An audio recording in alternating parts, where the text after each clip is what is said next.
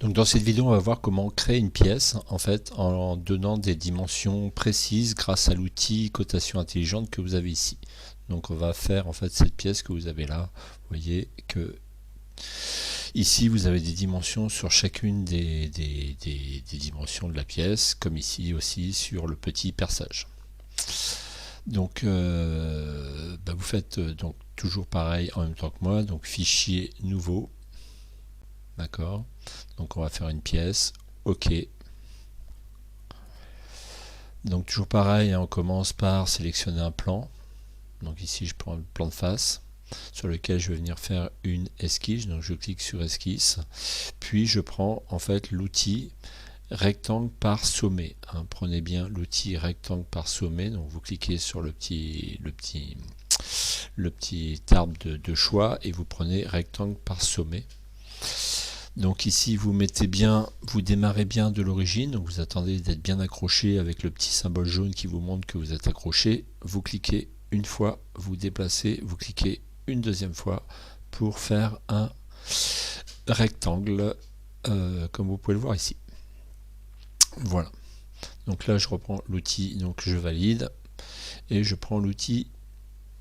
Alors, vous voyez déjà que en fait cette esquisse, en fait, tant que je ne l'ai pas fermée, hein, évidemment, quand je suis dedans, en fait, il y a deux couleurs. Il y a une couleur noire et une couleur bleue. Alors, les couleurs noires, en fait, c'est la couleur des traits, en fait, qui sont définis, en fait, qu'on ne peut pas déplacer.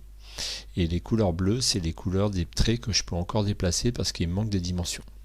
Donc, grosso modo, ici, ce trait-là, il est bleu parce que, en fait, il démarre de l'origine, donc je ne peux pas le déplacer, d'accord. Celui-là non plus.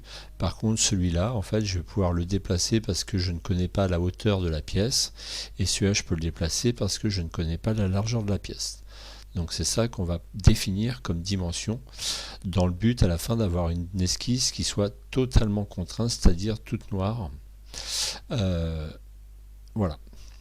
Donc on va prendre l'outil cotation. Alors je vais vous montrer plusieurs façons dont on peut l'utiliser.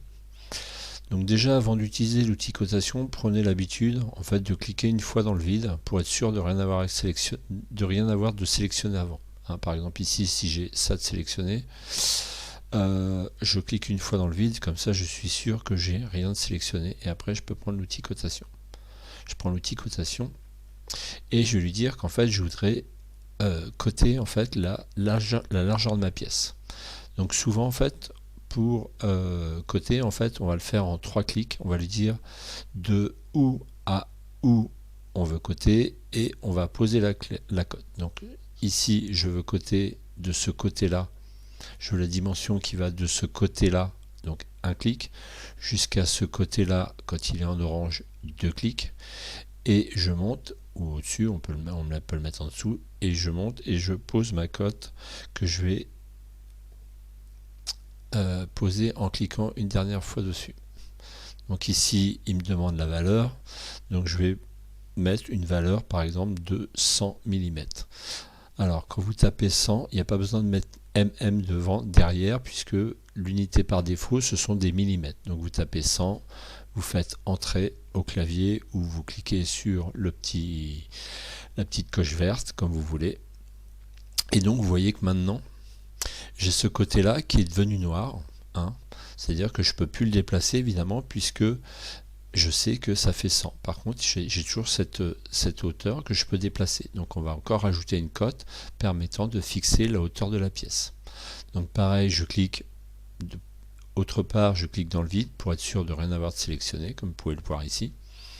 Je prends l'outil cotation et là je vais faire pareil en alors là je vais vous montrer, non je vais le faire aussi en 3 clics. Donc j'ai un clic, le début pour dire d'où part ma cote, un clic, 2 clics pour dire jusqu'où elle va et 3 clics pour poser ma cote. Et là on va mettre que elle fait 100, donc ça va me faire donc une pièce carrée puisqu'elle fait 100 sur 100.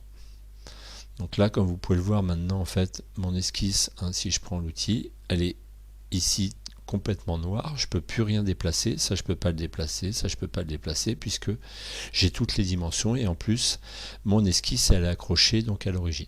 D'accord. Je le vois aussi ici, il y a marqué totalement contrainte, c'est-à-dire que je ne peux plus rajouter de cote.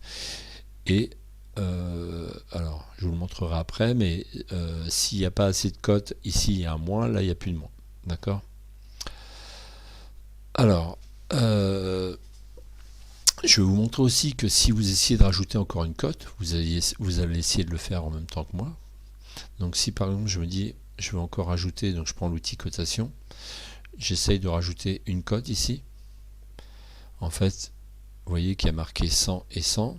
En fait, lui va me dire que cette cote, en fait, elle ne sert à rien et au contraire, elle est pénalisante puisqu'elle fait doublon avec la cote de 100 qui est là. Donc il me dit est-ce qu'on veut la rendre pilotée, donc généralement on fait annuler parce que justement elle ne sert à rien. Maintenant je vais vous montrer avant de continuer, donc vous devez avoir un carré comme moi, comment modifier en fait les dimensions et comment supprimer certaines cotes. Donc déjà je vais vous montrer comment supprimer une cote. Donc par exemple si je veux supprimer cette cote, alors toujours pareil, pour supprimer un objet il suffit de prendre l'outil sélectionner qui est là, d'accord, la flèche. Vous cliquez sur votre cote, alors ne cliquez pas sur le 100, d'accord, sur la valeur, mais cliquez sur une autre partie. Alors évidemment il faut que la cote elle soit en orange comme vous pouvez le voir ici. Je clique une fois et au clavier, donc au clavier j'appuie sur la touche Supr qui veut dire supprimer. Et voilà, elle est supprimée. Donc on va la remettre, d'accord, donc je reclique sur cotation intelligente. Et là, je vais vous montrer une autre façon de mettre en place votre cote. Hein. Il y a bien marqué, vous voyez, cotation intelligente. Donc lui, en fait, SolidWorks il est capable d'interpréter en fait ce que vous souhaitez mettre comme dimension. Donc vous voyez qu'ici, quand j'approche ma souris, en fait, il y a le segment qui se met en orange.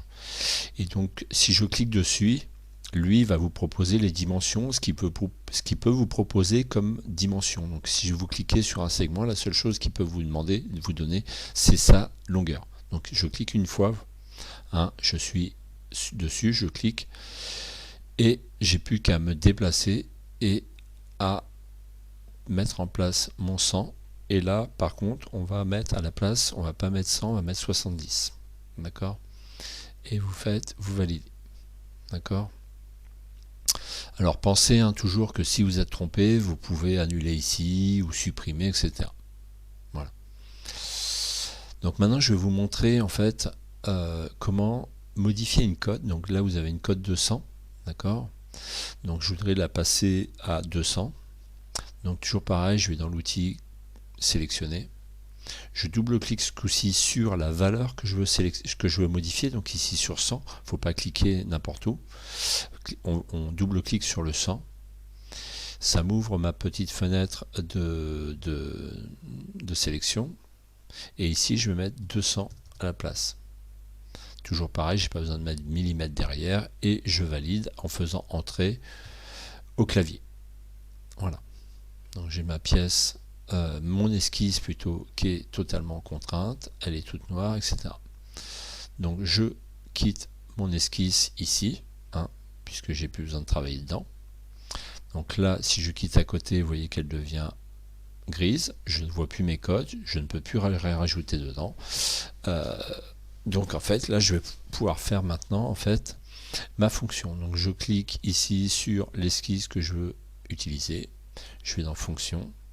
Je choisis une base bossage extrudée pour mettre du volume. Je clique. Et là, pareil, au lieu de tirer ici en mettant n'importe quelle dimension, et je vais utiliser en fait la petite fenêtre ici de paramétrage de ma fonction, et au lieu de mettre 78, je supprime 78, et à la place, je vais mettre que je veux que cette cote fasse 40,5. Donc vous voyez que la virgule en fait c'est pas une virgule, c'est un point, donc vous pouvez vous utiliser le point que vous avez sur le pavé numérique. Et vous validez, hein, ou vous cliquez à côté pour voir ce que ça va donner. Donc la cote elle est de 40,5 et ça lui il la retient. Donc soit vous cliquez ici, soit là pour valider votre fonction.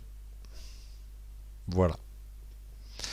Donc maintenant on va refaire on va mettre en place une autre fonction en fait qui va être un petit perçage qu'on va souhaiter faire, et on va voir comment aussi mettre en place la cotation. Donc toujours pareil, hein, je sélectionne le plan sur lequel je veux faire mon esquisse. Donc ici je vais vouloir mettre mon esquisse sur cette face là. Je vais dans l'onglet esquisse, je clique sur esquisse, et là donc ça m'ouvre bien mon esquisse, hein, je le vois que je suis ici, et là je vais prendre l'outil cercle, donc je prends bien l'outil cercle par ici, et je vais en fait mettre un cercle. Alors vous pouvez le faire n'importe où, hein. Donc vous cliquez une fois, vous déplacez, et puis vous lâchez quand la dimension elle ressemble à peu près à ce que j'ai. D'accord ? Donc toujours pareil, hein, si je reclique ici, je vois qu'en bas il met que mon esquisse elle est sous contrainte, il me manque beaucoup de dimensions. Ici je vois qu'il y a un petit moins parce qu'elle est sous contrainte, et je vois qu'elle est bleue parce qu'elle est sous contrainte. Hein, quand elle sera totalement contrainte, elle sera noire cette esquisse, parce que je ne peux plus rajouter de dimension. Donc la première chose qu'on va lui donner comme dimension en fait, ici je clique sur, pareil je clique de préférence à côté une fois, pour tout désélectionner, je vais dans mon outil cotation intelligente, d'accord, et je clique sur mon cercle, hein, donc je le vois, il se met en orange, et quand je clique dessus, en fait SolidWorks comprend que c'est un cercle, et la seule chose pour l'instant qui peut me donner comme dimension, ça va être son diamètre, d'accord. Donc vous pouvez le mettre un peu comme vous voulez, hein. Vous pouvez le mettre ici, moi je préfère ce type d'affichage. Donc vous cliquez pour mettre en place votre cote, et là vous allez la passer, vous allez mettre comme cote 15 mm. Donc je n'ai pas besoin de mettre les unités, puisque c'est par défaut c'est des millimètres. Et je valide. Voilà. Donc vous voyez que j'ai un cercle. Alors si je m'amuse à le déplacer, hein, vous voyez que ici je peux encore évidemment le monter, le déplacer verticalement, le déplacer horizontalement. Par contre je ne peux plus modifier son diamètre, hein, puisqu'il est fixé à 15. Donc il va falloir encore positionner ce cercle horizontalement et le positionner verticalement. Donc toujours pareil, on clique à côté, on va prendre l'outil cotation, et ce coup-ci on va cliquer, on va le dire que je veux mettre une dimension entre mon cercle, un clic, et le côté ici qui est sélectionné en orange, 2 clics, et 3 clics, je pose ma cote. Et là je vais mettre une cote de 20 mm. D'accord, et je valide. Voilà. Alors pareil, si je reprends rapidement, hein, je vois que mon cercle, en fait, je peux encore le déplacer verticalement, mais je ne peux plus le déplacer horizontalement, ni changer son diamètre. Je vois qu'en bas, c'est toujours une esquisse qui est sous contrainte, il lui manque encore une dimension, et là j'ai un moins. Donc je reprends, je clique à côté, je prends mon outil cotation intelligente, et pareil, je vais cliquer je clique une fois sur mon cercle, d'accord. Là, je voudrais lui donner une dimension par rapport, lui dire la position verticale de mon cercle. Donc je clique ici une deuxième fois sur le bord le bas de ma pièce, l'arête du bas de ma pièce, deuxième clic, et troisième clic, je pose ma cote, troisième clic. Voilà. Il me demande la valeur, donc là, vous allez mettre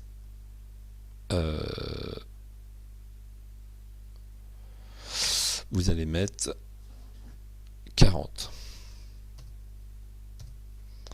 Voilà.